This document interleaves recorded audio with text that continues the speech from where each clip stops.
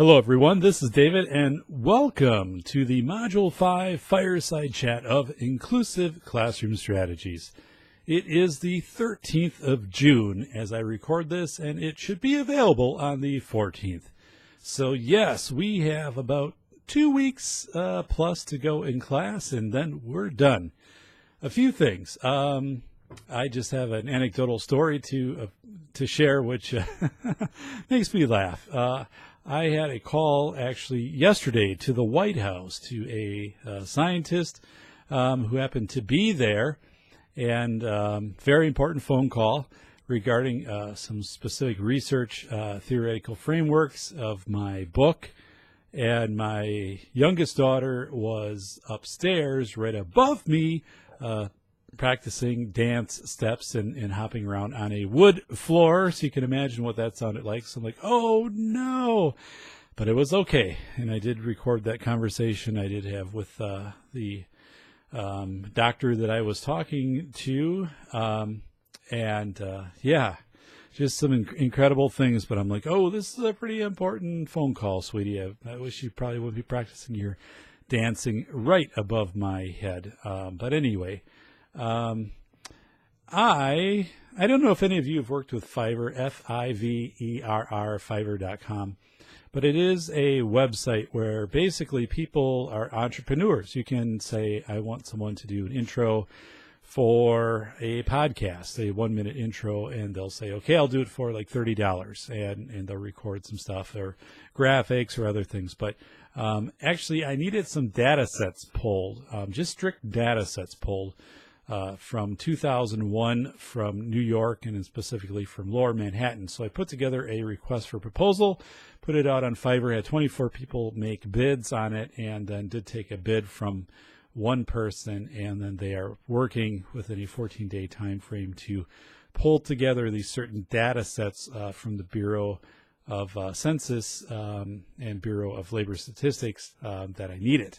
So, and also to run those through some formulas to come up with some comparative analysis versus other regions. So pretty interesting how you can do that in this day and age.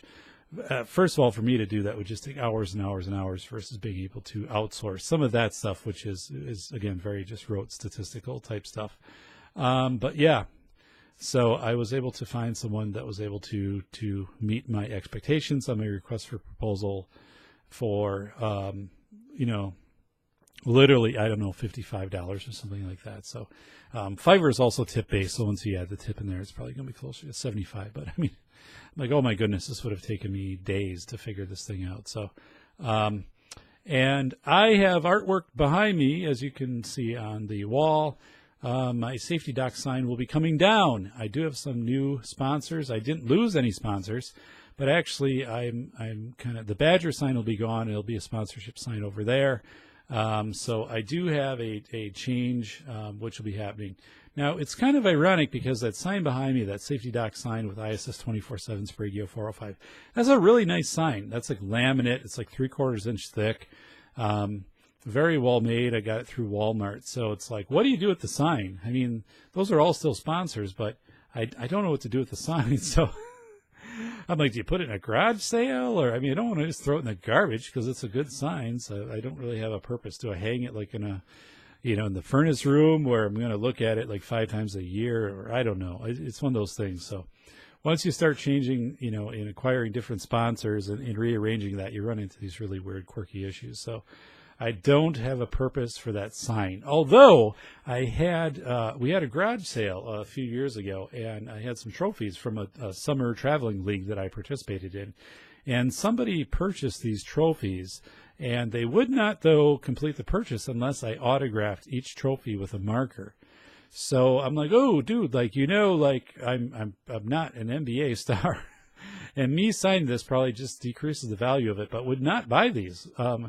Handed over the cash and watched me sign each one of these, and then went his merry way.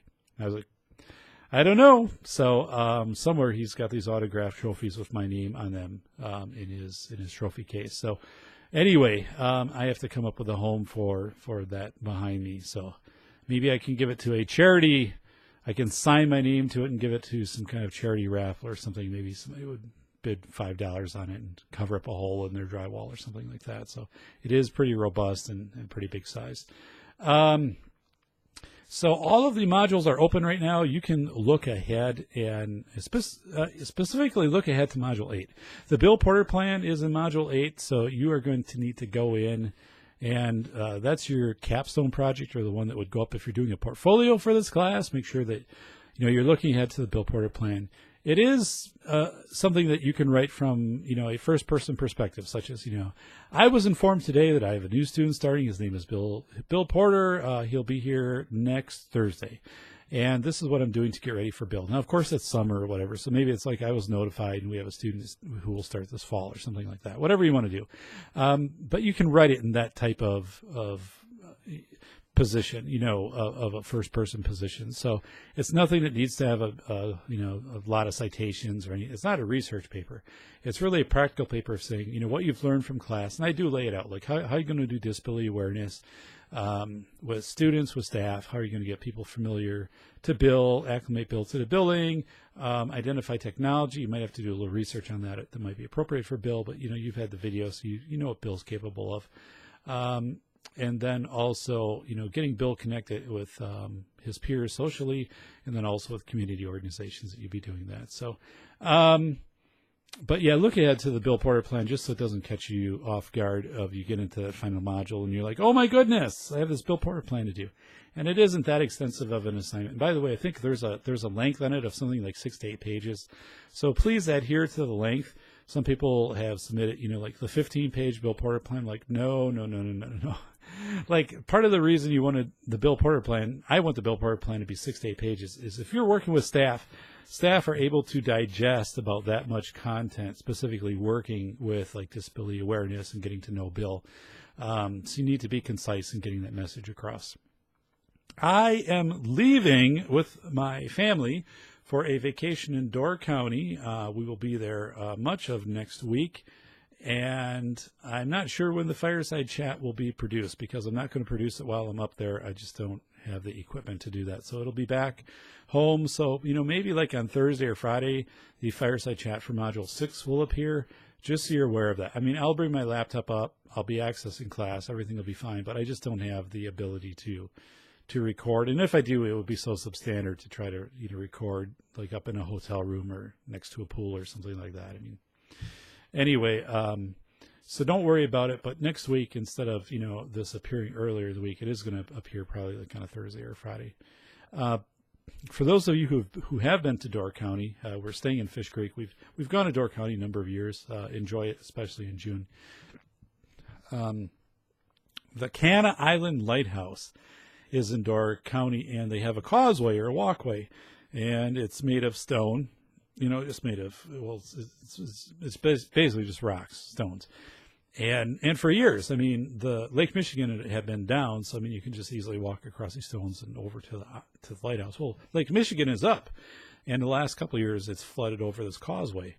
So now they apparently have a tractor that'll pull you in a wagon over this and get you over to the island. So hoping that's there. I'm not sure. I've kind of got mixed messages from looking online and who have contacted up in Door County. So we'll give it a try, but it's always been kind of a favorite to visit this lighthouse. I think it's like 140 years old or whatever. It's really neat. And but I'm not going to try to walk across, a foot or foot and a half of water covering these sharp rocks. And now apparently they have a zebra mussel issue, and those things are sharp too. So I'm like, no, that's not happening. So we'll see. But anyway, just so you know, next week, and we have some remodeling going on here at the house. We have our bathroom is being completely gutted, our main bathroom completely gutted, everything gone. And then my mother-in-law will be here in the time we're gone, so she's going to be in charge of making some of those finite decisions that need to be made, like exactly how high do you want this row of accent tile or something like that, or this tall bar or whatever. But, whatever. So, but yeah, just so you know, next week I am going to be in Door County. I will have access to all of my email and all of that, and I do keep the course through a shared Google Doc, so I can go in and get access to any files and things like that too. So, but just so you're aware that the Fireside Chat's going to be later next week. So we're looking at Module 5 right now. Module 5, co-teaching. Okay, co-teaching.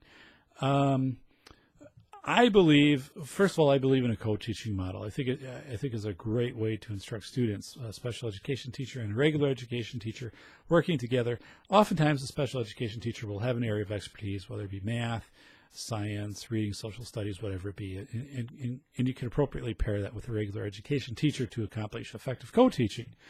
But I also see what is passed off as quote-unquote co-teaching is often just teach and assist, or it's basically having a regular education teacher deliver all of the instruction and a special education teacher hanging out with 4 or 5 students with disabilities, kind of helping them with terminology and things like that and questions. And yet, like that's that's co-teaching. Well, no, that's teach and assist. Okay. That's not co-teaching. And some of you pointed that out already in some of the posts that you've made. I'm asking you also consider, this hasn't been described, also consider looping. Okay, looping. What looping means is that the first grade teacher then takes that first grade class up to second grade and also might take that class up to third grade. So you do have some of that cohort changes, students move in and out and so forth, but largely then when the students start in fall, they're already used to the teacher, they're used to the expectation, the teacher understands the students, and you don't have those few weeks where you're just trying to understand each other and understand expectations. So in a very effective looping model, you can kind of advance students at a rapid pace.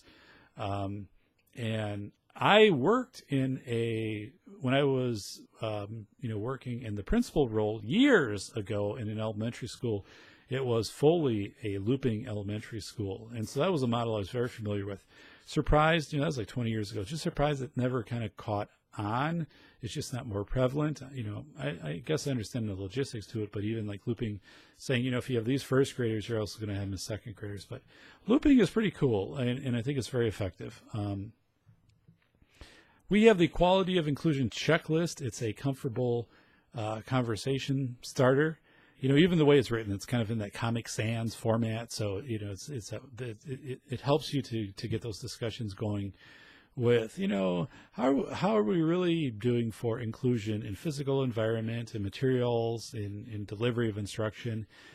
It's well done. And I think, again, helps to establish some kind of baseline and some kind of discourse on inclusion. That's a document that's posted. The scavenger hunt, post it. It's due June 17th, 2017, which is also my wife's birthday, by the way. But do the best that you can on that. I know school is out, so you're not going to be able to interview teachers. So go in and you can either interview someone who is a teacher, but of course classes aren't currently going on. Or, if you absolutely have to, you could think back to your observations of, the spring semester and what you observed and kind of take it from there. So, you can manipulate that assignment somewhat because it has to be done a little bit differently in summer.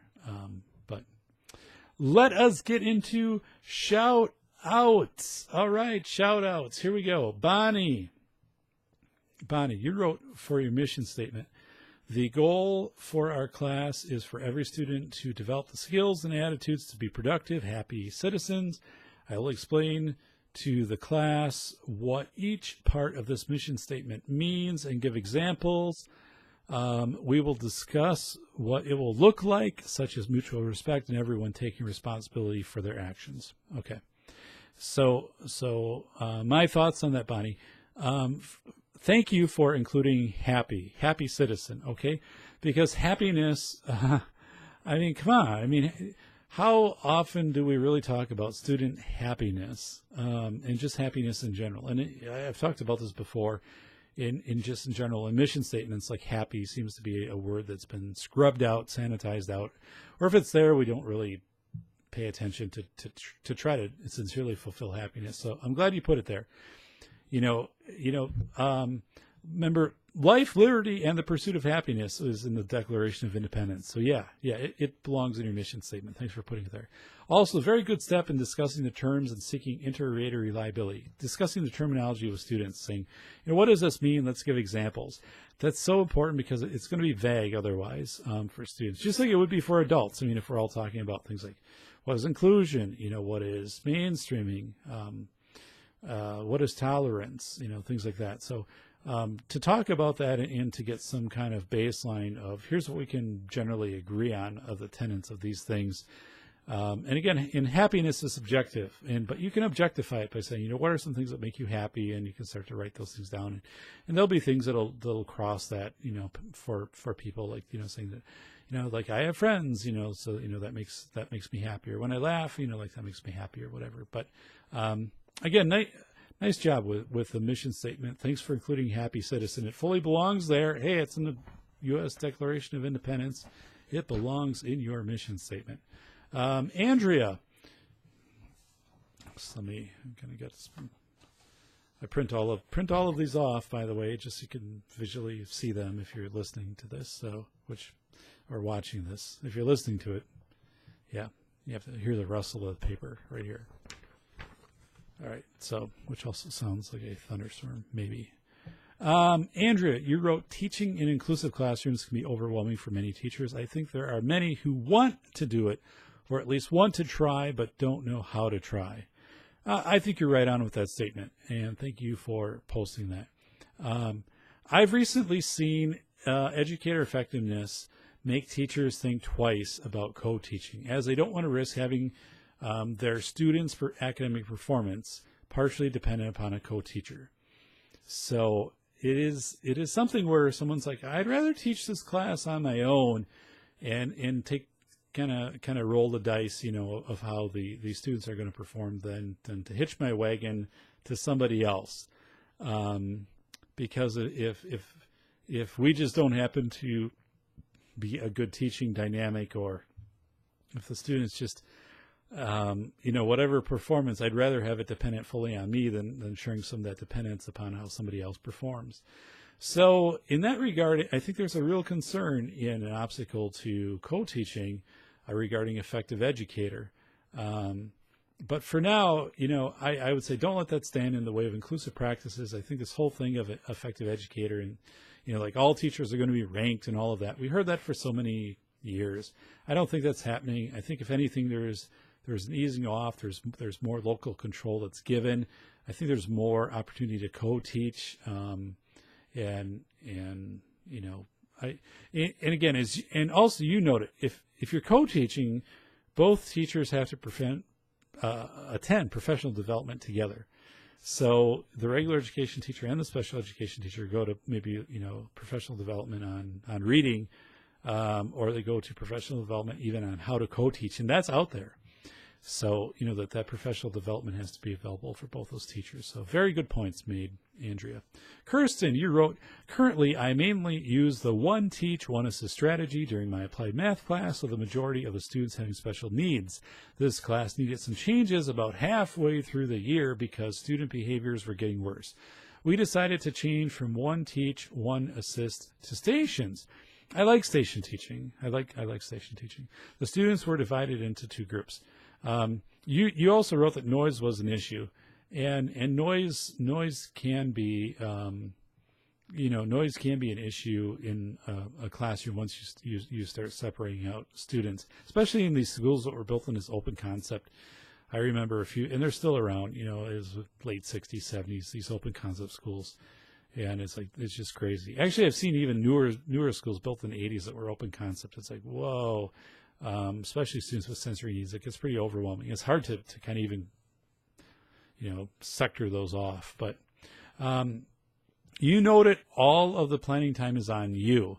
So when you're developing in any type of teach and assist, like the planning, you're the one putting the lesson together.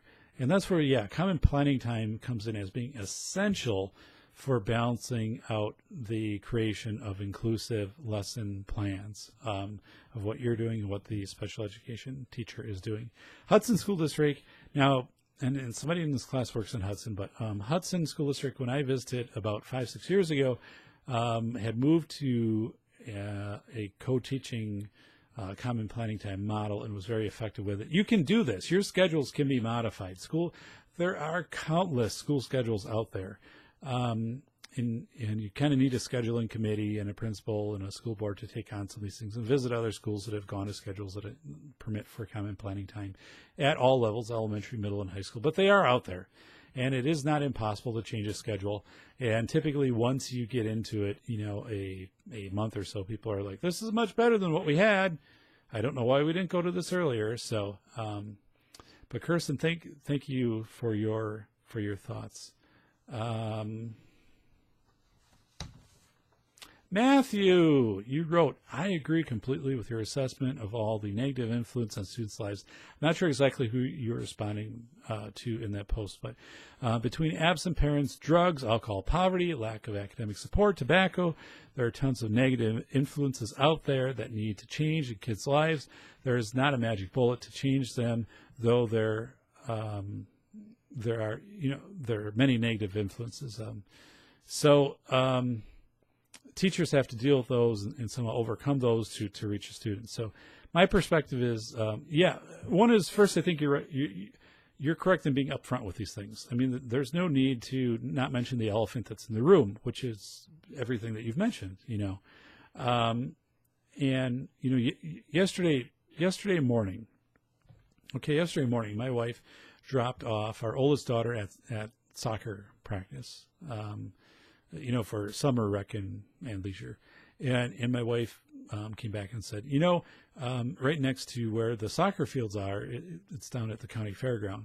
There was this huge line, and they brought in the food pantry vehicles, and they set up the food pantry in one of the fairgrounds buildings. And she just said, wow, what an image that was, just an eye-opening image of seeing all of these long line, all of these cars parked, and these people, waiting for the food pantry. And, initially, I went out running last night. I run most nights. I'll run again tonight.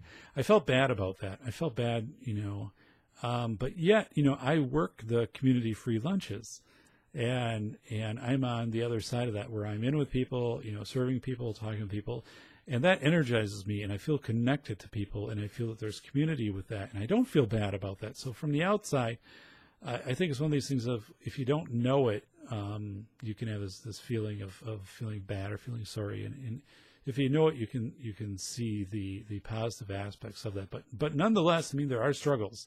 There are definite, very significant struggles that kids are facing, and those get brought into the classroom, without a doubt. So there is something, though. So in my research in my book, the Lessons of Lower Manhattan, the 9/11 boat rescue of 500,000 people in 9 hours, I was talking with one of the world experts, and this kind of has its own ironic twist to it, but he was saying, and I got this from a presentation that he made, and then I followed up with him. But he said, actually, there's something to be said for the more chaotic a person's life is, the more noise, quote unquote, that's introduced in a person's life, it can increase their resiliency and their ability to make decisions. And if you can somehow get goals and work your way through those goals and get into resiliency and move beyond that, work through that noise, sometimes you're going to be able to pick options. You're going to be resilient if you have teachers to help you, and come out on the other side as a really strong person and very determined. Now, not that always happens. Not that I'm saying this is a pie in the sky, but there's also a definite aspect of this from the military. For example, it says, I don't have the number of days down, but it's something like 214 days, and these are studies from World War I, World War II, and since. And these are studies that have indicated that you can really have somebody in combat, even your best, most primed conditioned soldier in combat for like 214 days of straight combat before they'll crack, before like either they'll be killed or before like they'll just psychologically implode. So it's one of those balancing things with kids too, is if they're not getting any reprieve from this and getting this kind of cumulative effect of this, of what point does it get really, really difficult for kids. But what you talked about, Matthew, we'd get to IEP meetings, and these type of discussions would come up before IEP meetings. So what I would always tell my IEP team is, we can somewhat impact some of these factors. Like we did have the backpacks of food that would go home with kids, and we could link kids to some outside services and stuff like that. But for the most part, we could only control so much. But the fact that we could be role models for kids and to be a positive place for kids, and they felt safe, I think was a good thing. And just even to listen to kids and to give them some encouragement and to help them to set goals. So again, I think what you've done, I appreciate that you put the elephant in the room right out in front, but yet, I also identifying we can't use that as an excuse. It's a lot to deal with. It's a lot more to deal with than 30 or 40 years ago, by far. When we had more of a nuclear family and more or less where kids, had a different respect for school and kind of just authority in general. Not just the school. This isn't just a school thing. It's just kind of authority in general. But I appreciate it. I appreciate that. I appreciate it. It's a word I've been using a lot. But thank you, Matthew. Timothy, you wrote, I am a realtor as well. And when my company opened up about 5 years ago, we were proud and still am of our mission statement. We were sharing it with our clients, other agents, everyone, even the mail carrier could name it. Now, 5 years later, it hangs on the wall right up in our front lobby. But as far as discussing it with anyone, it doesn't happen. It is brought up by the agents that want to join our firm, but not mentioned like before. I think this is the case with many places. Its focus is lost in everyday struggles of life and immediate task in front of us. Yes.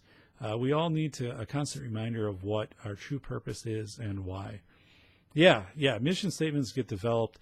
And, as I said, in my experiences with mission statements, they get developed and they get read at the start of board meetings. And they they probably get printed on district stationery, and that's about it. And no one, after a while, they just become a formality. So a few things. One, I think there's 2 points here. One is you have to have a cycle to review things such as your mission statement. And that cycle might be every 3 years. We're going to convene to review our mission statement. And whoever you convene to do that, I don't know. But, whether it be some community members and a school board and administrator, whatever, I don't know, but and some students. So you have to decide: are we going to keep it? Are we going to calibrate it? Refine it, or are we going to just call it and go with something else? So I think you have to have a cycle for a mission statement.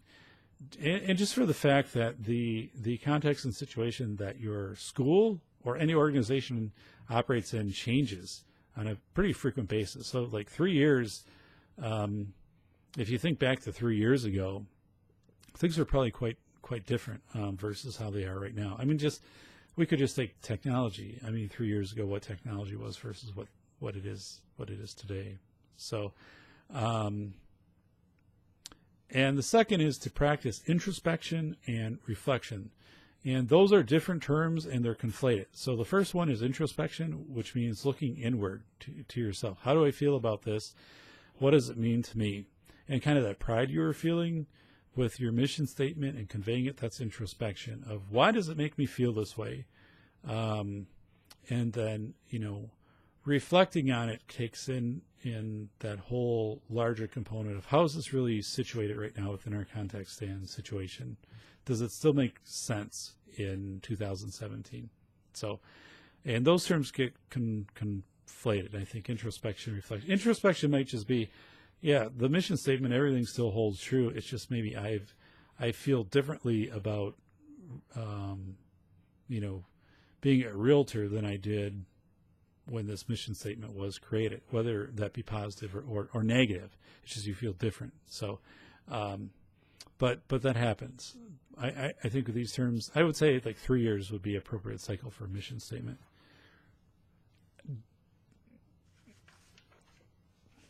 Anne wrote, Here's your shout out. And I had the opportunity to talk with a counselor who was trying to focus on the positives of the family that had many struggles.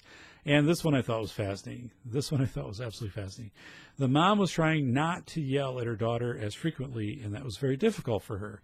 The mom was trying, the mom reported that she could only refrain from yelling for 10 minutes before she became unglued on her daughter. Wow. Wow.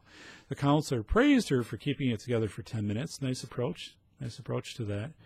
The mom was surprised because she felt like she was a failure. The counselor encouraged her to stay calm for at least 10 minutes all week. The goal was gradually increased as the mom was having success. The counselor's positivity truly made a difference to this family. So, first of all, kudos to the counselor in the approach in that, because, you know, any of us thinking kind of off the cuff and that'd be like 10 minutes, you got to be kidding. Where are you going to go from there? But you can make great strides off of that's the starting point. That's a baseline. So let me tell you my thoughts on this. I think it was important for everyone to hear that story. Everyone, all of the students in this class, if they didn't read that post, it's important that they hear that story. It's powerful, and one can quickly read to jump to judgment. You know, like, this mom is overly critical of the child, and this is a very this is not conducive to the child, you know, learning and just being safe and all of those things. But yet, you know, the goal setting, the therapy was involved. So therapy is involved. Situations like this can be rapidly improved through the therapeutic process. So there's also something very, very deep at play here. Excuse me.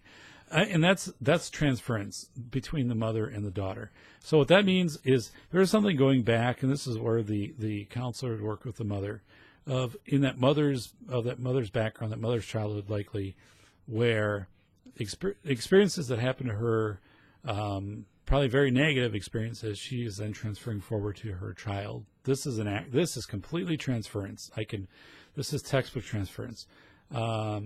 So this is being framed through a psychoanalytical lens. The counselor has an understanding of that, helping the mother to increase, you know, the time, reinforcing the mother, and then the next step is going to having the mother open up to her own childhood and try to weed some of those things out of what was really happening in that mother's childhood, which is now being transferred forward to that child. So, but yeah, you know, these things are very intricate. And I think we can jump to judgment, but again, none of us know what that mother's life was like when she was growing up. And, you know, maybe there were a number of reasons, you know, this 10 minutes. I mean, it could have been you had 5 siblings and you had to fight just to get in a few words with a parent because a sibling would outpower you in a discussion, or, you know, there were other situations at play. So I like the way that this was approached, and I'm glad that you shared this narrative. Patrick, you wrote the constructivist learning theory stuck out to me because that is really the method that my team and I try to teach with.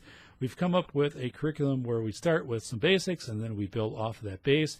We set it up in a way that it should be easy for students to follow, to see the relationships and make connections between past topics covered and how new topics that we are then talking about. I mean, basically connecting past learning to in the moment learning.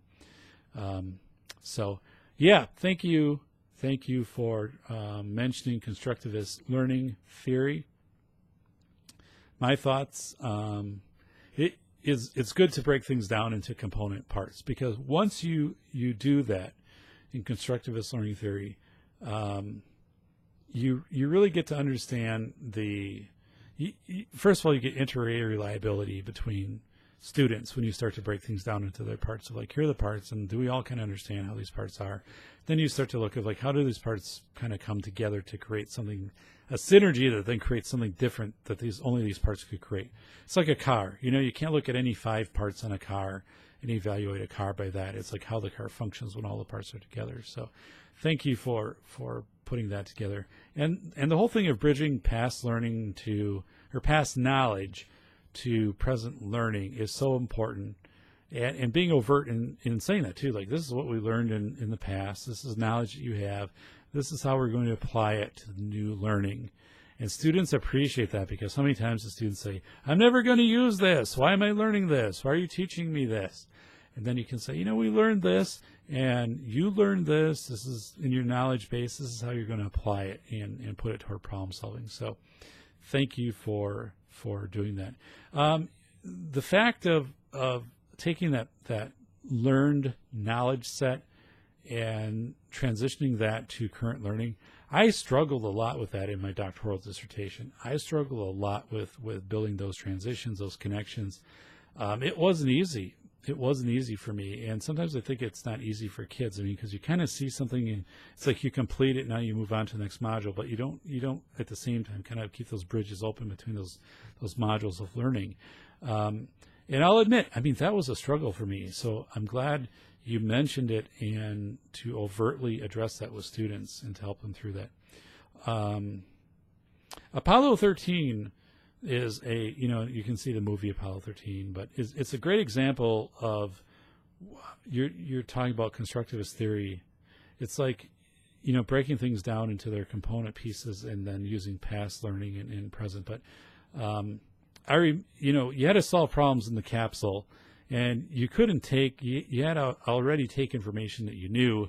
So like when they were trying to problem solve of like how to get these astronauts back to Earth, they have the capsule, and this is demonstrated in the movie too. But they only would use things in the capsule that they already had, like up in space, like things they knew, that things are inter-array reliability. Like you couldn't use things like special tools or something that you wouldn't have available to the astronauts. So I guess what I'm saying is, of using that knowledge, and then if the context and situation changes, of being able to access that knowledge base and modify that to address those things and to solve those problems. So nice work with that, Patrick.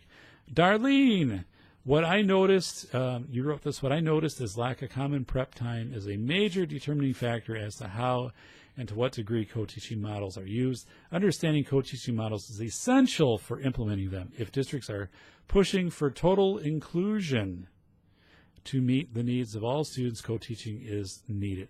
Districts cannot expect to instantly have co-teaching taking place unless the models have been explained, processed, and learned. Absolutely. Like this overnight thing of saying, hey, guess what, this year, during the start of year in-service. And I know a district that did this not too far from here, not too long ago, in a galaxy not too far away. But anyway, the superintendent just said, hey, guess what, we're all going to be inclusion this year, full inclusion. And the reason they did that was because they were running out of space and they needed to liberate the special education classrooms so they could take those over for regular education classrooms. So it was only done for that purpose. And it did not succeed at all. They had to go back and do all of the steps they should have done, such as getting teachers professional development and how to co-teach, building common planning time into schedule and so forth. Anyway, but you talked about different teachers too that you've observed, and teacher 3 in your narrative was a teacher who was ready to retire, basically was burned out, was given an unrealistic schedule, was given the most challenging students, and basically that happens. That happens to the newly hired teachers, and more often it happens to the newly hired aides. What happens? You hire an aide because the previous aide burned out by working with a student, maybe all day, a high need student, and then so you hire a brand new aide, and you're like, okay, here's the student. Instead of getting another experienced aide who's maybe had nonviolent crisis training, some behavior training, so forth. Instead of assigning that aide or assigning multiple aides, what I call a radiation effect, an aide can work with a very high need student maybe for 2-3 hours a day. If they know then they're going to have a break from that student, work with other students. And plus, I think it's healthier for the student to work with different people during a day. But yeah, you clearly mentioned a situation where it was set up where a person was just not going to succeed long. They were just going to fill that void until they burned out and then the next person came in.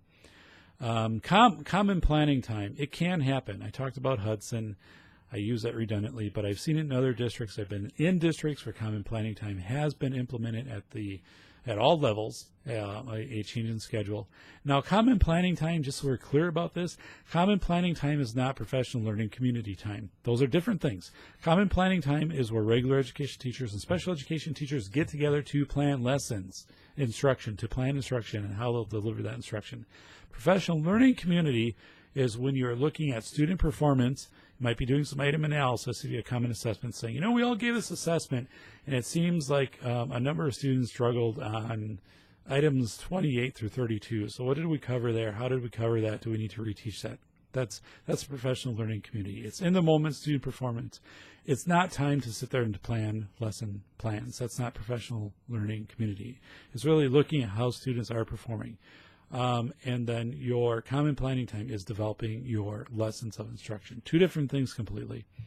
So, Jeremy, your shout out, you wrote, there is no learning without positive relationships. One of the main reasons I am in education is to build positive relationships with the students that need me the most.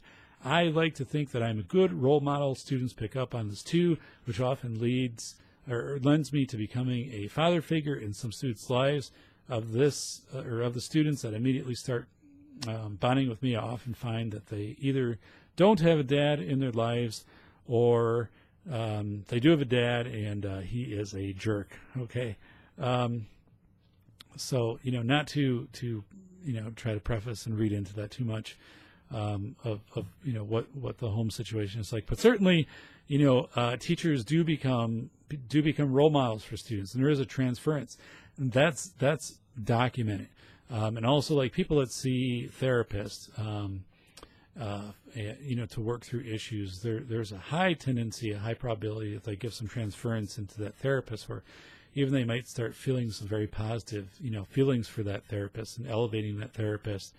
And again, not that that's wrong, because I think teachers are very good, solid, role models for children, and to build that positive relationship. Oftentimes people will say, later in life, that it was a teacher that made a huge difference to them. What you're talking about, Jeremy, is from being a transactional person, a transactional leader, or basically helping kids learn, is to being transformational and helping them kind of learn about themselves and to set goals and things like that, being transformational, building that family aspect. So it's different, transactional versus transformational. You're talking about being transformational. So I've experienced similar relationship building. I'm going to give you an example. I worked once with a student, a student who had lost his sight. This student was a member of a gang. Excuse me. He didn't really have a family. The gang was his family. So, and he told me this story, and so we're talking a high school student. He had lost his vision, was losing his vision, and he would go into places where the gang would meet, and he would memorize where certain things were located, and he would wear a hood that would go pretty far over his head and stuff like that. And for a while, he could play along as if he knew where things were and stuff like that. But eventually, the gang members started to question whether or not he was losing his sight. And one day, they put him to the test. They tested him, and he failed because he couldn't identify things. And basically what they did is they just left him behind. They said, you're not a part of the gang anymore. That was it.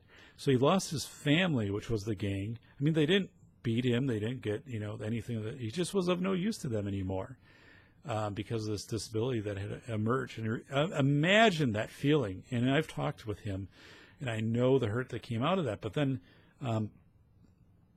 in time, once he restarted school, he became invested in a number of people, gave trust to me, had said that to me, like, I trust you, and shared this story, but, didn't dwell on it, and basically said, I'm glad I'm not in that lifestyle anymore.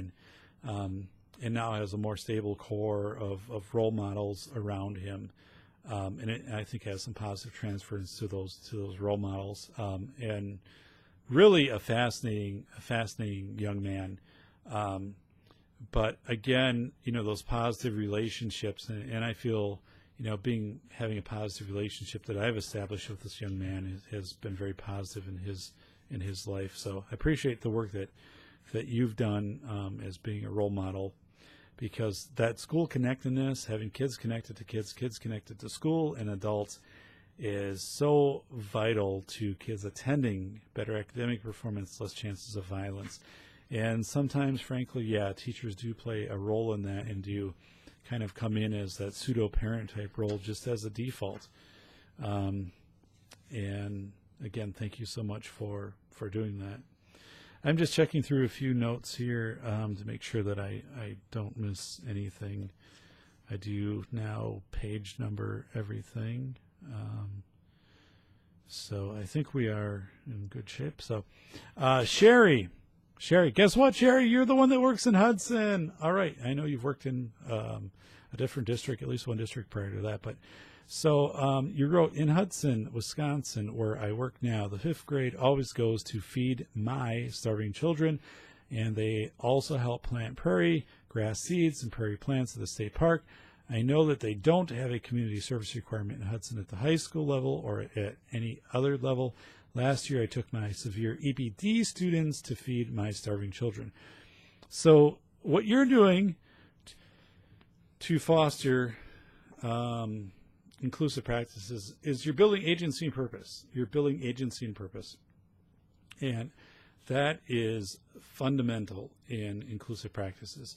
When students have a sense of agency, a sense of purpose, they are going to be much more open to community service and being part of a community. Community service, and community awareness, it contributes to inclusive practices. And another part of this is it's not only for the students, it's for the teachers, okay? So I know a district that requires teachers to do so much community service every year. And I think they have to vary it up across some different areas. And the purpose is to really help the teachers to understand the community of where the kids live and where the parents, reside and work. Some of them, of course, you drive in and out and things like that. But the purpose of that, and they give bus tours of all of the different areas, like from the most affluent to the least affluent to different businesses and industrial and white collar and things like that. But just to give an awareness, because how many times do people drive into a job and you don't really get the full picture, especially if you're a teacher, of what the community is like. And that happens quite a bit, especially if you're commuting in and out. Now, if you live there, it's a different story, sometimes. But, I mean, even like in my community, like I know we're kind of separated by a railroad track, literally, I guess. Kind of an older part of town, newer part of town. I mean, I know my part of town pretty well. I don't know the other part of town. There really isn't much reason to go to the other part of town because all the retail and stuff is on my part of town. But you talked about the EBD students, emotional behavioral disabilities, students with emotional behavioral disabilities. And I'm going to tell you, when I was special education director, I had a high school teacher who taught students with emotional behavioral disabilities approach me and say, you know what, I would like to take my students over to a nearby elementary, 2 blocks away. We'd walk over, and I want them to become peer buddies. I had like a mentoring program. And I talked to the principal over at that school, and the principal said it would be great if the students in that school had some older students that they could just read to, just buddy up with, sit down in a hallway and read to them. So again, imagine a high school student, EPD student, buddying up with a younger student, and that younger student then has a reading buddy, and they're reading a book to that older student, and just they have someone that's vested in them. So you can initially think of the reactions of, they're like all the reasons not to do this. Yet, like, went ahead and did this. It was phenomenal. It was an incredible, glowing success on both sides. But the students with emotional behavioral disability, they had purpose and agency. They did not want to miss a day. Like if they were going to miss a day for something, they wanted like their student that they were working with to know, like, let them know that I'm not here today because I'm sick, or like that I have this other thing that I'm attending, just like I didn't skip out on them, which is kind of a reflection of, kind of like what happens maybe in their life or something like that, of somebody might just not be there that they're trying to count on. And those things are very much there, and high reliability. And you were never putting these students in a position to, like, maybe a high school student, emotional behavioral disability that also had a reading disability, where then they would, have to read or something, and be vulnerable that maybe there could be some things that they wouldn't be able to read fluently. No, they were there to listen and encourage and ask questions of the other student and expand upon their discussion. And these students were just thrilled to have these high school buddies. And it was really successful. So, that kind of builds off of your whole thing of agency and purpose. Of once you establish agency and purpose, which is outside of, that purpose, which is external, and you give that, it really brings a certain life and a certain energy to students, especially students who might not have encountered that very frequently before. And Courtney, I believe we wrap it up here, Courtney. You wrote, we have all heard our students say, Mrs. So-and-so didn't teach me like that. She did this. While it isn't usually cause to, bring much trouble from year to year, I think it would cause great confusion for students if two current teachers were using different methods or language to describe their learning. This could be something that needs to be addressed between co-teachers. So, yeah, I think you're right on. I think you're right on with that. Now, I've seen that model, and actually my daughter's school, the school she attended the past few years, now she's moving into middle school, but used that model quite a bit. And if you're having co-teaching, you need to have common planning time. One does not exist without the other. So if you don't have common planning time, you just don't have co-teaching. So that's where I think you kind of get that congruency between teachers, and you don't have students try to play one teacher against another when they're saying, well, this teacher did it this way versus this other teacher doing it this way. You also noted parallel teaching. It's kind of like we're both going to learn the same thing, but we're going to go off into different groups and to learn it. Again, I think, if you have some common planning time, that parallel teaching works out pretty well.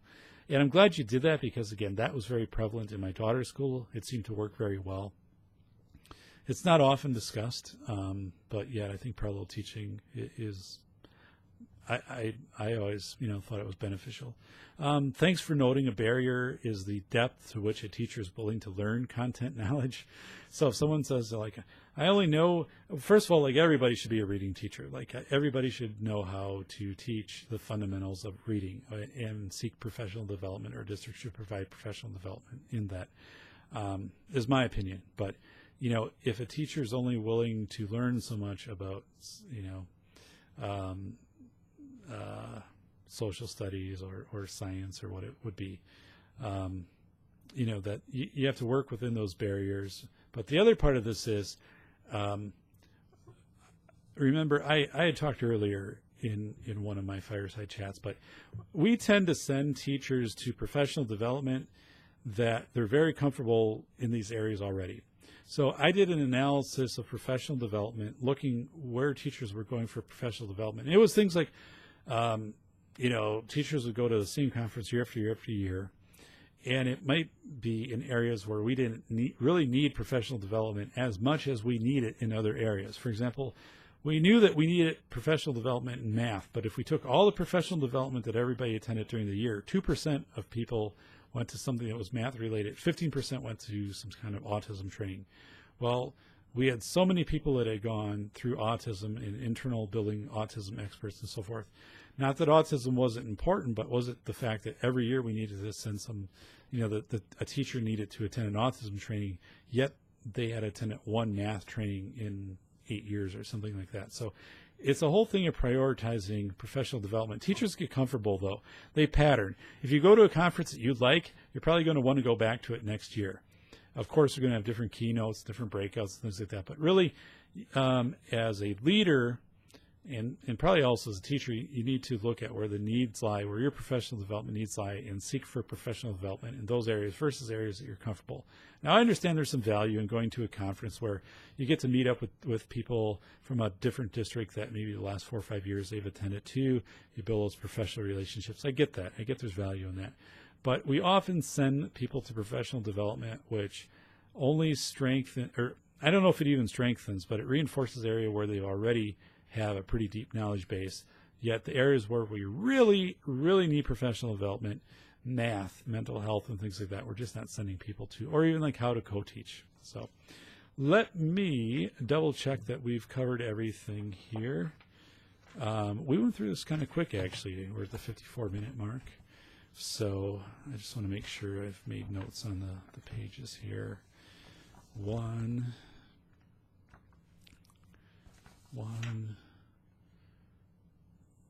2, yes, we did that. 3, dun, dun, dun, dun. Let's go back to 4. Yes, we talked about that. 5, we talked about. 6, we talked about. Coming back into here. I think we've got it. Good. We've got shout-outs for everybody. We covered the main points of Module 5. Continue to be active posters. Periodically, you might get an email from me saying, hey, just remember to be an active poster. And sometimes it doesn't mean you haven't been posting. It's just, you've posted really good content. Just keep posting it because, your content's valuable. It fosters the continued development, expansion of discussion threads. So it can actually be less of me saying, hey, you need to get in and post versus like, hey, your posts have really sparked some terrific discussion. So get in there and light a few more fires, get a few more posts that kind of go viral. So look ahead, know what's due and what you have to get in by June 30th and make sure you're hitting your deadlines. There's no surprises at this point. Everything's in. Grades have been updated, again, modules 1, 2, and 3, those are in. Anytime I do an update in grades, I will post those. Any questions, let me know. I did go in and I made a slight adjustment. We did have a link that went dead in this course. It was to, it was to one of the outside. We have the Maryland model. I forget, there was another model that linked out off the Maryland co-teaching model. The link went dead. So I went in and modified it, and I think everything is fine. So, that happens. So thank you for letting me know. I think it was Darlene. Thanks for letting me know when that happens. That's always the thing. When you teach a class like this, I go in and I check all links. Everything's working. And then somehow during the class, something goes dark and you have to go in and change a link. But thank you very much. Continue to be active posters. Again, I am going to be up in Door County, Wisconsin on vacation. I'll be checking the class. I'll be responding. But the Fireside chat for week 6 probably isn't going to get posted until Thursday or Friday next week. So just so you're aware of that. It's not going to be until Thursday or Friday next week. It'll be a little bit later. But I've really enjoyed, what each of you has brought to this class and your perspectives. And I think we're starting to see a real, it's starting to come together. We're starting to get to know each other. You're really revealing a lot of your own personal experiences, kind of taking down those walls and bringing those into the discussions, which are very exciting and because I think it allows us to get at these big issues that either support inclusion or militate against inclusion and have discussions about those. So you've been doing a great job. Thank you very much, and I'll be thinking about you up in Door County, and let us hope that there is the wagon pulled by the tractor, which will get us over to Canna Island. Otherwise, I will just be looking at the lighthouse and waving, saying, "Lighthouse, I miss you. I miss going and doing the tour of the lighthouse and walking the shore." But nonetheless, the go-kart track should be open. I don't know if that's in Ephraim or Egg Harbor, where exactly that is, but I love doing that every year, and just everything up there, just really, really a nice time. So, and yes, my mother-in-law is tasked with making decisions on how many rows of accent tile do you want in the bathroom. We're doing something kind of a little bit different. We are having we're having all of the walls tiled from floor to ceiling, 12 by 12 porcelain tiles, except one wall. So all of these walls are going to be tiles. It's going to be a much different look. And the entire bathroom is going to be gutted. And this is happening in the next week. Completely gutted. Studs, floor, everything gone. And it's going to be then a different layout in that, and to give more storage. It'll look completely different, obviously, than what it looks now. So we're excited about that. Very anxious. To see how that turns out. So kind of funny, you get to be age 45 and what excites you is a new bathroom versus what would have excited me at 18 might have been a new car stereo, or something to that effect. But yes, actually had new LED lighting, which is like the 4-foot. It looks like fluorescent tubes, and they're enclosed. Had 4-foot fluorescent lighting installed in our laundry area. It's very bright. It's supposed to last like 24 years, and the stuff is amazing, absolutely amazing.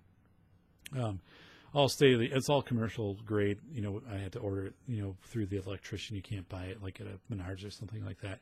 And that got installed yesterday. So it is just amazing to flip that switch, and it's like, oh my goodness, the light, and then just the pennies that it operates on versus the old setup. So technology, right? Crazy. All right, thank you very much for listening to this module, and also for listening through the shout-outs. Continue to do great work. And I will be back a little bit later next week, but I will be checking class. You can always send me an email at Viterbo, or text me, and I'll get back to you right away. So thank you very much.